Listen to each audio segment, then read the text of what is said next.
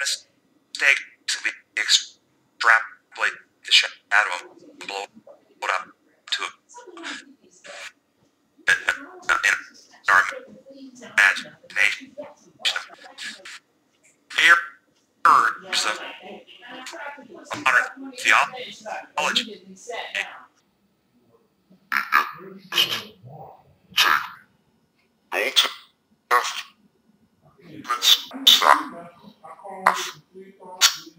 Study it for your life. Digging into the Old Testament, taking all the intricacies of the symbolism and working out this whole thing, and then take Jesus and plug Jesus into what you have studied in the Old Testament.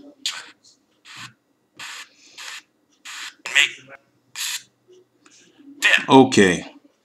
I don't know how this is going to turn out, but I'm here right now at Come and Read's website, and I'm looking at their live webcast, and I asked one question. Okay. Now, the name of this ministry is Come and Reason.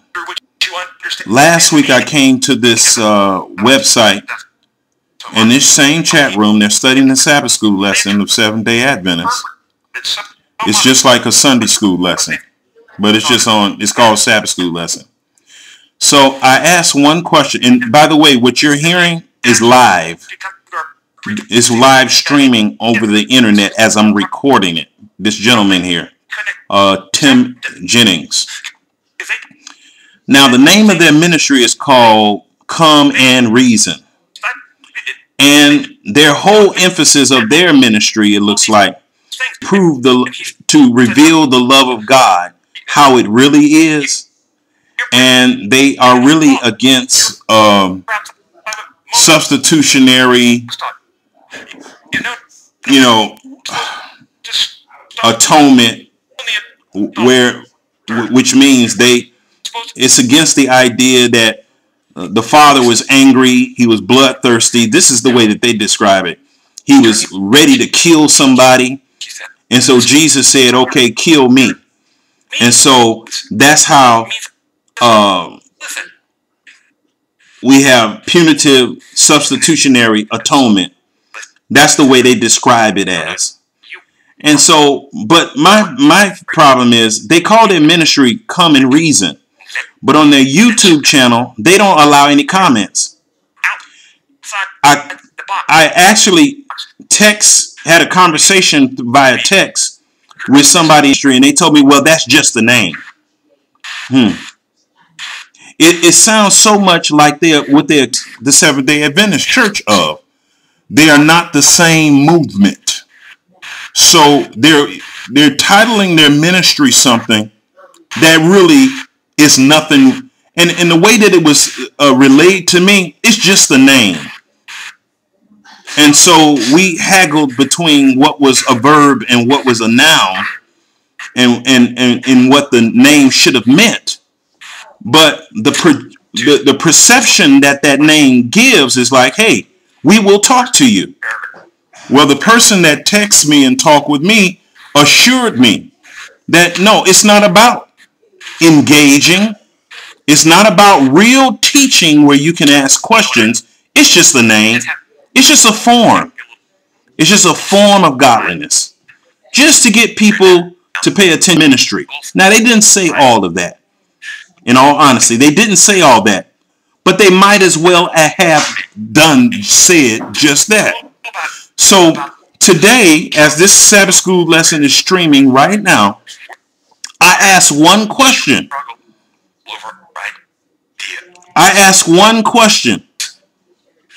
And I could focus in on this question here so you can see it yourself.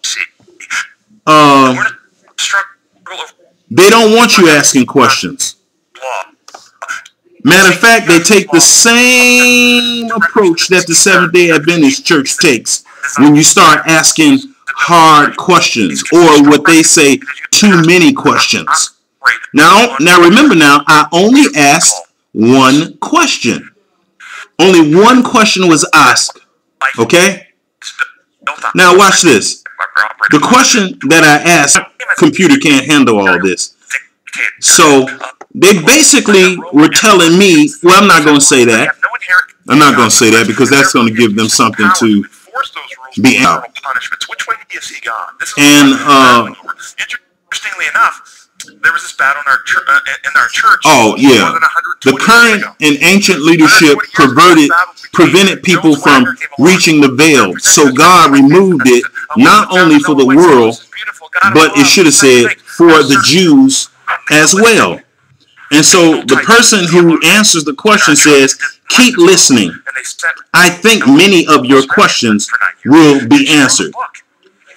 That is so Can you tell this is an old book? Much like a dogma approach was published in 1892. In dealing with people, when the name of your ministry is, by the way, come, let us reason. Now, by the way, this was my second question. And I just stopped asking questions because that question came off to me as a threat. And it also came off to me as a warning. And the reason why it came off to me that way is because I only had asked one question. No one else is really asking a question. And you notice in these Sabbath school classes, very few people have any questions. And very few people that engage in these studies ever contribute. Very, very few. So, that's all I wanted to say. This is Prophet 6 signing out. Family prophet to the angel of the church to the Laodicean. It just seems like, my first impression, it just seems like this is just another ministry that wants to start out pure, but because the motives of the heart are not pure, it's much of the same, just from a different angle. Another clone in the birthing, just another angle. So I just want to throw that out. Book sales, and that's what this is all about. Because if you ask one question and your name of your ministry is Come and Reason, you shouldn't have it blocked where nobody can ask you a question on YouTube or on your live chat. So that's all I'm saying. This Prophet 6 signing out. Bye-bye. Stuff published by the denominational publishing houses. There. 100 million, over 100 million copies of this have been sold. Okay? So we still run into the same problem. You present a God of love that this book presents, and people's old punishing God concept will stand up to try and stop it. It's been going on. This is the controversy. It's been waging for millennia now. We're still in the battle. But guess what? Christ promised the gates of hell will not prevail. And it's exciting because as this message goes forward, as we take it forward, and people who will actually stop and think and put their ideas, this truth is so overwhelming. It's transformational. When we were at the ACC, we had people, one lady came up to me, she had flown from London, and she had heard my interview with Tim Clinton, who's the president of the ACC, on the God Shaped Branch, 45-minute radio interview, and she had it on a CD, and she said, this changed my life. She came up to me, I just flew in from London, I had to meet you, this changed my life. I listened to this every day, I brought it on the plane with me, and I listened on the way over here, this view of God, it's so freeing. And we heard stories like this day after day when we were there, their lives being changed because they see God as a God of love, and yet they can still believe the Bible. We're We're doing away with the Bible. We take the Bible, we make it applicable and understandable, and we take all the texts, put them together in a way that God is love, and you can still believe the Bible. You don't have to cut out, you don't have to dissect it up into, Old Dispensation and New Dispensation and all these different things you have to do to try to get around some of the things. We bring it all together. But God is still love. All right, Tuesday's lesson. Jesus himself in the temple talks about in Tuesday's lesson. Was Jesus suggesting that the pattern shown in Moses, from which the Old Testament system was built, in some way was the pattern of God's design for humanity when he said, destroy this temple in 3 days and I'll raise it up? Was it suggesting the pattern wasn't about a building, but it was about God's design for his intelligent beings? Where is the Old Testament system laws written? On stone placed in the ark. Where in the New Testament is supposed to be written? In the heart. In the Old Testament, blood was taken throughout the system. New Testament, John 6, Jesus says, "You drink my flesh. Drink my blood and eat my flesh. You have no part with me." We're supposed to put it inside of us. I can go on all day. That box with a lid on it, with two angels on top. What do you think the box represents? Here's my view. I'm going to walk you through why.